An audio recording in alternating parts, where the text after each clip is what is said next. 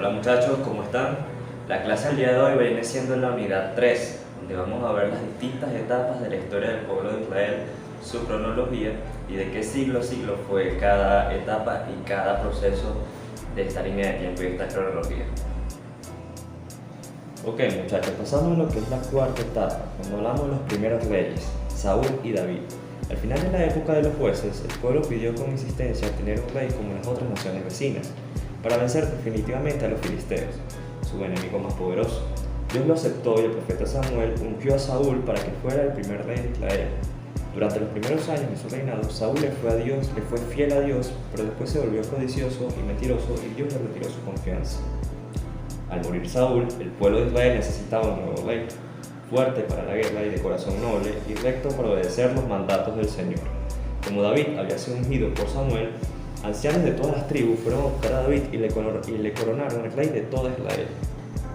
David es figura de Jesucristo, rey y Mesías nacido también en Belén, y a Jesucristo le llamaban en los evangelios el hijo de David por ser el descendiente suyo. David amaba a Dios. David compuso numerosos himnos y cánticos a Yahvé, llamados salmos, para promover y dar esplendor al culto divino. David, rey piadoso, quiso construir un templo para Yahvé. Sin embargo, Dios le dijo que no sería él, sino su hijo, quien le construiría el templo. Dios hizo a David una promesa trascendental: suscitaré después de ti un descendiente tuyo, salió de tus entrañas y consolidaré su realeza, su reino durará para siempre. Yo seré para él un padre y él será para mí un hijo. Ese descendiente es Jesucristo, que es el Hijo de Dios, y a la vez descendiente de David, como le anunció el ángel a la Virgen María. Dios amaba a David, pero este se apartó de Dios, enviado a la muerte a uno de los más fieles generales, Urías, que para casarse con su mujer Betsabé, David se arrepintió profundamente de su pecado, de lo cual muestra el Salmo 50 compuesto por él. Ten misericordia de mí, Señor, por tu piedad, por tu inmensa compasión, borra mi culpa, lava de toda mi maldad y limpia mi pecado. Reconozco mi culpa, tengo siempre delante de mí mi pecado. Contra ti solo pequé, hice lo que tú detestas. Eres justo en tus juicios y en tus sentencias. Mira que nací culpable, pecador me concibió mi madre. Crea en mí, oh Dios, un corazón puro. Renueva dentro de mí un espíritu firme. No me arrojes de tu presencia y no retires de mí tu Santo Espíritu. Seguimos con la monarquía y venimos pasando al reinado del rey Salomón. Fue un periodo de paz y de prosperidad para el pueblo de Israel durante su reinado. Salomón realizó grandes obras, especialmente un hermoso palacio y el famoso templo de Jerusalén dedicado a Dios. Sin embargo, el poder de las suntuosas riquezas acabaron por enfriar el amor de Dios en el corazón de Salomón. Contrajo varios matrimonios con mujeres extranjeras que adoraban a dioses falsos y en los últimos años, por influjo de sus mujeres, cayó en la idolatría, adorando sus simulacros de divinidad. La idolatría, muchachos, es la acción de adorar a un ídolo o a otros dioses. La división del reino. El resultado de la infidelidad a Dios causada por la idolatría fue la división del reino después de la muerte de Salomón hacia el año 930 a.C. Las 10 tribus israelitas que ocupaban el norte del país formaron el reino de Israel, con capital de Samaria. Las dos del sur constituyeron el reino de Judá, cuya capital continuó siendo Jerusalén. El reino de Israel, o del norte, vivió en continuas luchas internas por el poder y también contra ejércitos enemigos. Pronto olvidaron al Dios de la alianza y cayeron en la idolatría. Su historia termina cuando el poderoso imperio asirio lo conquistó y anexó en el año 721 a.C. El reino de Judá mantuvo su independencia 2 siglos más hasta la invasión del Nabucodonosor.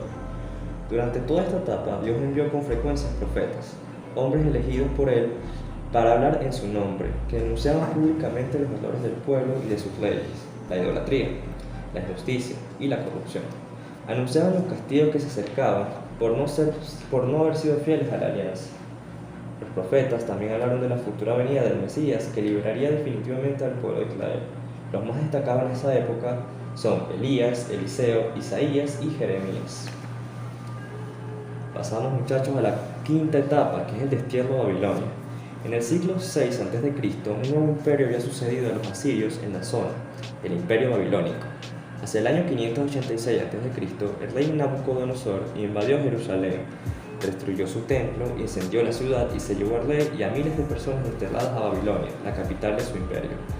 Los 50 años que vivieron los israelitas en ese destierro tienen una gran importancia en su historia religiosa. Les sirvió para reflexionar seriamente sobre su pasado y darse cuenta de la predilección que Dios siempre les habría mostrado y su frecuente infidelidad. El judaísmo, la sexta y última etapa, bajo el dominio persa, los judíos vivieron en paz y se dedicaron a la reconstrucción del templo, a las órdenes del escriba Esdras y del gobernador Nehemías, personajes que contribuyeron mucho a la organización religiosa y social del pueblo judío.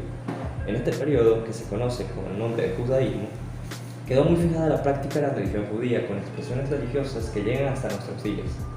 Se determinaron las fiestas anuales, comenzaron a funcionar las sinagogas, que era el lugar donde los creyentes se reunían cada sábado para leer y comentar la ley, y sobre todo se escribieron definitivamente la mayor parte de los libros de la Biblia.